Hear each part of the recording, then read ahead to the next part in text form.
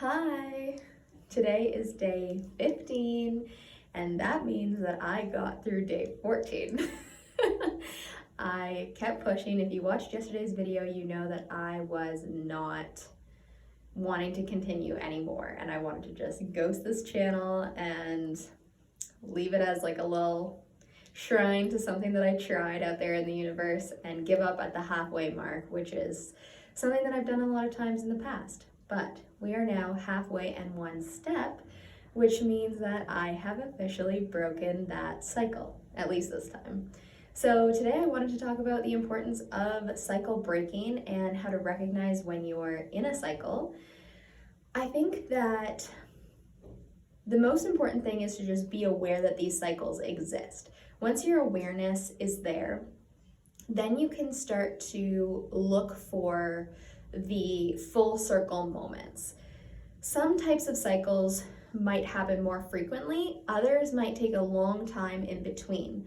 The ones that take longer are much harder to identify, but if you get used to identifying these smaller cycles, then your brain will just operate like that, and when it finds that larger cycle pattern, you'll be able to know how to identify it and know how to break it.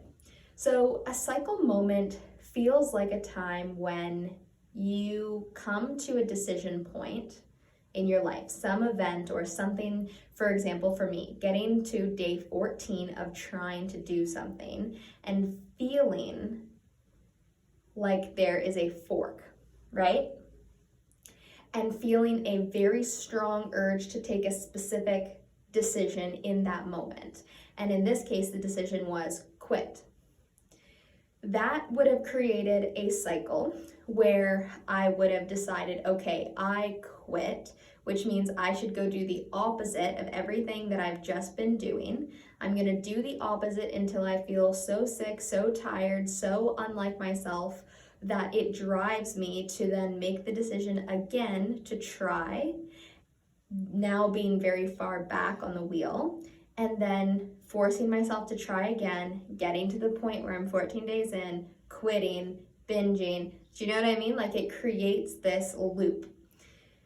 And I have identified the moment of the loop, which is the decision to quit, because the decision to start is a healthy decision. That's not a loop that I want to break, my decision to start trying to feel better, because I don't ever want to feel like that. That's a really terrible way to feel. Like when you're down in the dumps, you're not yourself, you feel heavy, you feel lethargic, all those things. You need to make that change. So that's not where we go wrong.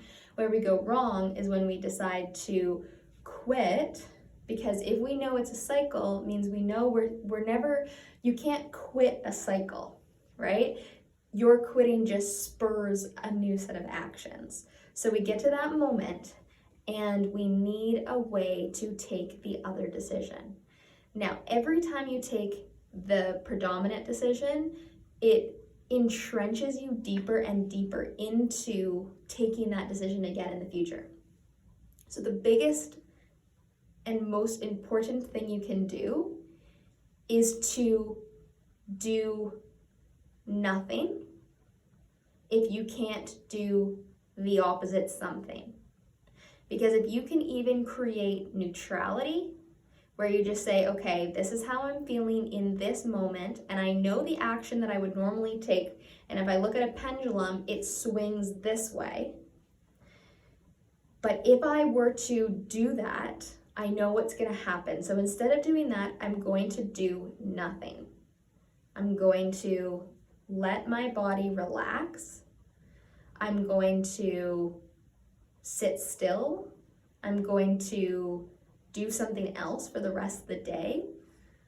And when I wake up tomorrow with fresh mind, fresh ability to process and think, then I am going to try and make a different decision than what I normally do. Now, in this case, it's kind of easy to see, like, quit or don't quit. There's like two very distinct possibilities. But what about if, for example, you find yourself having the same argument with your partner over and over and you want to break that cycle? Sometimes you don't know what else to say, The easiest way that I have found is to try the opposite of what you would have said previously. So if you would have said, you never pay attention to me, right? Like maybe that's the thing, but you know that that thing sets off this cycle because then he feels guilty that he doesn't pay attention to you. So he tries extra hard to pay attention to you, but you don't like his responses that you say. And so you feel like he's not validating what it is that you're actually trying to say, which means he's still not paying attention to you properly, which then makes him feel resentful of you and not understanding how to communicate what you need. So then he just tunes out and stops paying attention, and then you get to the point where you're like, you don't pay attention to me, right? So we're creating this cycle. Instead of saying that, the opposite of you don't pay attention to me would be, can we spend some quality time together? Can you tell me 3 things that you love about me? Really detailed things, not like, oh, I love your hair, or oh, I love, how sexy you are, like nothing like that. Can you just like, from the X amount of time we've been together, can you just tell me like 3 things that I've done in our relationship that you found really endearing or that make you love me more? Ask for an experience that would give you the feeling that you're looking for, because you're looking to be seen, you're looking to be interacted with, you're looking to feel loved. So that is the complete opposite of just giving a statement that says he's not paying attention to you, right?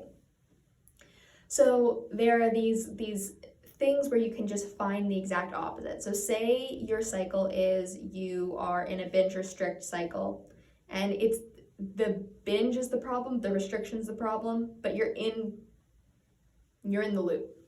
So when you feel this urge come up to go binge eat something, you can take a second, because I know the feeling, you go into total zombie mode, right? But normally it's because of some kind of emotional trigger or something happens before that. You don't just like wake up and be like, oh, I feel like going to go crazy today. You're like, you feel disappointed, or you don't feel perfect, or you don't feel worthy, or you wake up feeling a little bit fat, anything, and then you're like, okay, let's go deep in on this feeling.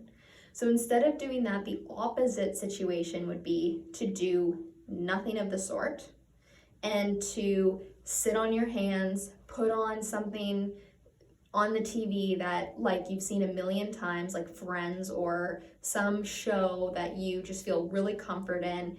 Sit on your hands, watch that show, and just try to do absolutely nothing for like an hour.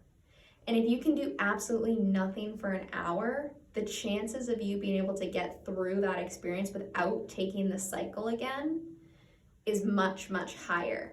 You don't need to make the opposite decision of like, I'm gonna go just have a very small amount of blah, blah, blah, which would be the difference of having a large amount of blah, blah, blah, right? Like that's the exact opposite. But in this case, neutrality would win out to break the cycle. So if you can't think of how to do the opposite, think of how to do nothing. And yesterday, that's kind of what I did.